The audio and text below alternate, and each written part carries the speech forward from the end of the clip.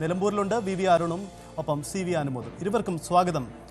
Arun, CPM സംസ്ഥാന സെക്രട്ടറിയുടെ പിഴ അല്ലെങ്കിൽ അദ്ദേഹത്തിൻ്റെ ഈ വാക്കുകൾ വിവാദമായപ്പോൾ ഇടത് കേന്ദ്രങ്ങളിൽ വലിയ ആശയക്കുഴപ്പം ഉണ്ടാക്കി എന്ന കാര്യം വ്യക്തമാണ്. പിന്നീട് CPM സംസ്ഥാന സെക്രട്ടറി പെട്ടെന്ന് വാർത്താസമ്മേളനം വിളിക്കുന്നു. മുഖ്യമന്ത്രി ഇന്ന് വാർത്താസമ്മേളനം വിളിച്ചത് തന്നെ ഈ വിഷയത്തിൽ മറുപടി പറയാനാണെന്ന് വ്യക്തമാണ്. എങ്ങനെ ഇത് നിലമ്പൂരിൻ്റെ രാഷ്ട്രീയത്തെ സ്വാധീനിക്കും? ആ ഉണ്ടായ ആശയക്കുഴപ്പത്തെ പാച്ചപ്പ് ചെയ്യാൻ ഇടതു കേന്ദ്രങ്ങൾക്കായിട്ടുണ്ടോ?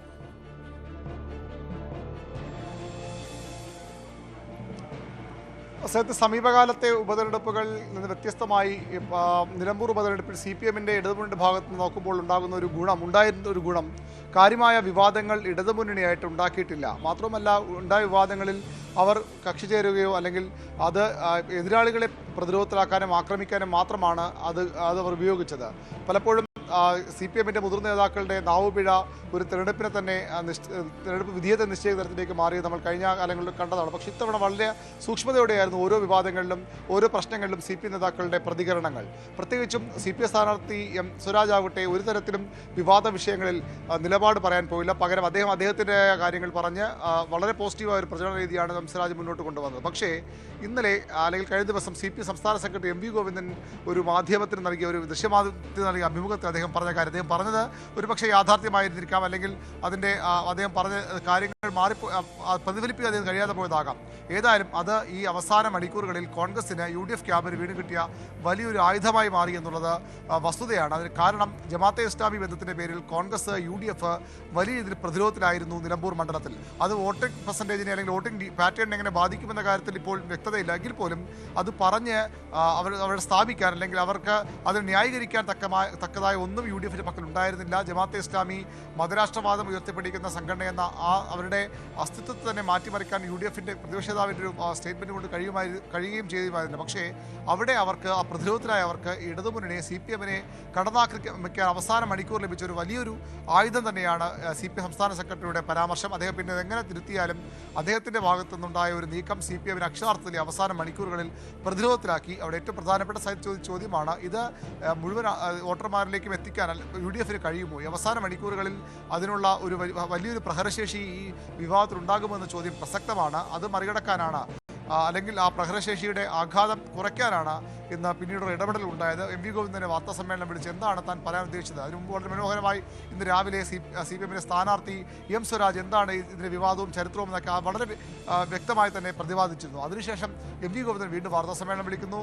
വിജയരാഘവൻ വാർത്താ സമ്മേളനം വിളിച്ച് വീണ്ടും ഇക്കാര്യങ്ങൾ പറഞ്ഞു. അപ്പുറത്തേക്ക് VV പ്രകാശിൻ്റെ വീട്ടിലേക്ക് UDF സ്ഥാനാർത്ഥിക്ക് പോകാൻ കഴിയാത്ത കാര്യം വീണ്ടും എടുത്തിടുന്നു. അങ്ങനെ ഈ പറ്റിയ ആഘാതത്തിൽ നിന്ന് തിരിച്ചു കയറാൻ ശ്രമങ്ങൾ നടത്തുന്നു. ഏറ്റവും കൂടുതൽ മുഖ്യമന്ത്രി പിണറായി വിജയൻ തന്നെ ഇതിനുവേണ്ടി മാത്രം വാർത്താ സമ്മേളനം വിളിച്ചു. അദ്ദേഹത്തിനും വളരെ കാര്യങ്ങൾ വ്യക്തമായിരുന്നു. അതായത് ഈ ജമാഅത്തെ ഇസ്ലാമി ബന്ധം UDF-നെ പ്രതിരോധത്തിലാക്കിയിട്ടുണ്ടെന്ന നേട്ടം രാഷ്ട്രീയമായി നിലമ്പൂരിൽ ഇടതുമുന്നണിക്കുണ്ടാകുമെന്ന് മനസ്സിലാക്കി കഴിഞ്ഞു. പക്ഷേ അതിനിടയിലുണ്ടായ ഈ ഒരു തിരിച്ചടി മറികടക്കാനാണ് മുഖ്യമന്ത്രിയുടെയും വാർത്താ സമ്മേളനം. RSS-നോടുള്ള ജനതാ പാർട്ടിയുടെയും ആ ജനസംഘത്തോടെയും ഒക്കെയുള്ള അന്നത്തെ പാർട്ടിയുടെയും ഇപ്പോഴത്തെ പാർട്ടിയുടെയും സമീപനം വളരെ വ്യക്തമായി തന്നെ മുഖ്യമന്ത്രി പറയുന്നു. ഒരു തരത്തിലുള്ള ആശയക്കുഴപ്പവും ജനങ്ങൾക്ക് വേണ്ട എന്ന് സ്ഥാപിക്കാനാണ് മുഖ്യമന്ത്രി ശ്രമിച്ചത്. പക്ഷെ അപ്പോഴും പ്രതിപക്ഷം ഇത് കിട്ടിയ സമയം കൊണ്ട് എത്രത്തോളം മാരകായുധമാക്കി ഇത് മാറ്റി എന്നത് വോട്ടിംഗ് പാറ്റേണിൽ നമുക്ക് മനസ്സിലാകും. ഏതായാലും പ്രതിപക്ഷത്തിന് ഈ അവസാന മണിക്കൂർ കിട്ടിയ വലിയൊരു ആയുധം തന്നെയാണ് ഈ CPM-ന്റെ സംസ്ഥാന സെക്രട്ടറി വാക്കുകൾ.